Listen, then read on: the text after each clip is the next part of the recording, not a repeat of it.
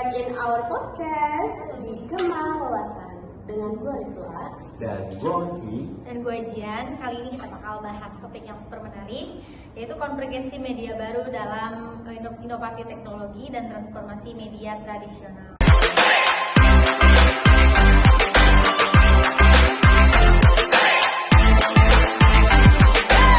Topik ini sangat relevan di masa sekarang karena inovasi teknologi benar-benar mengubah cara kita berinteraksi dengan media. Oke, sebelum kita jauh, kita harus ngerti dulu nih, apa sih sebenarnya konvergensi media itu? Menurut aku nih ya, konvergensi media itu penggabungan berbagai bentuk media ya. Contohnya dulu tuh kan ada koran, televisi, radio gitu kan. Itu kan mereka berdiri sendiri ya. Sekarang tuh mereka semua bisa gabung di satu perangkat, yaitu smartphone. Yap, that's right. Kita bisa baca berita, nonton TV, dan dengerin podcast, bahkan berinteraksi dalam satu platform loh guys. So, nggak ada lagi tuh yang namanya batasan kayak dulu. Dan ini semua tuh didorong sama inovasi teknologi kayak internet cepat, media sosial, sampai AI. Ya betul. Kalau ngomongin inovasi nih ya guys, banyak banget tuh contohnya. Salah satunya tuh kayak teknologi streaming, tahu kan? Tahu.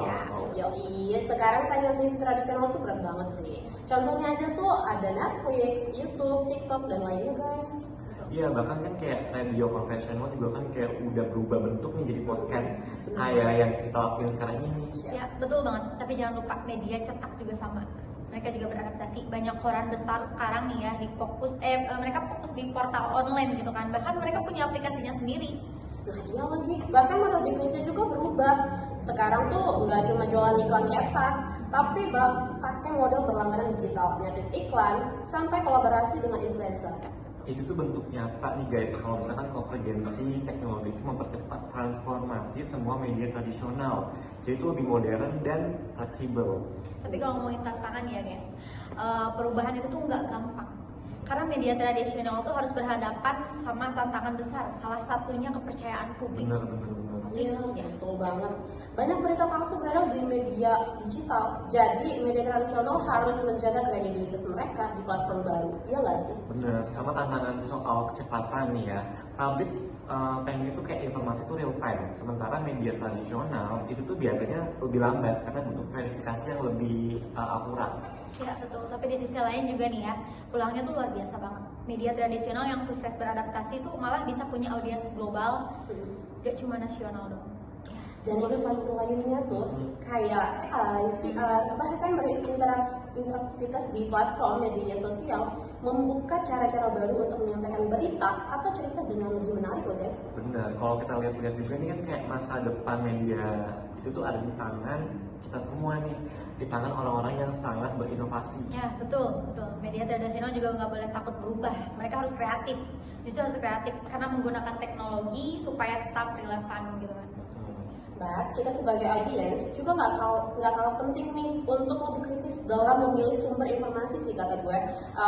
Kayak gini nih, misalkan kita tahu nih yang dunia media sekarang kan semakin dinamis dan juga kompleks ya. Benar, setuju juga ya kan. Adaptasi dan inovasi itu adalah kunci bertahannya di era konvergensi media ini. Ya betul guys.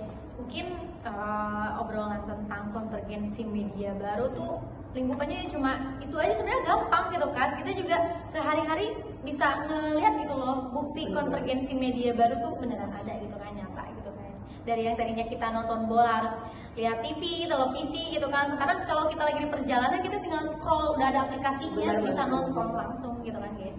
Mungkin obrolan tentang konvergensi media kali ini mungkin cukup sekian kali ya, cukup segini kali ya, biar bisa dipahami.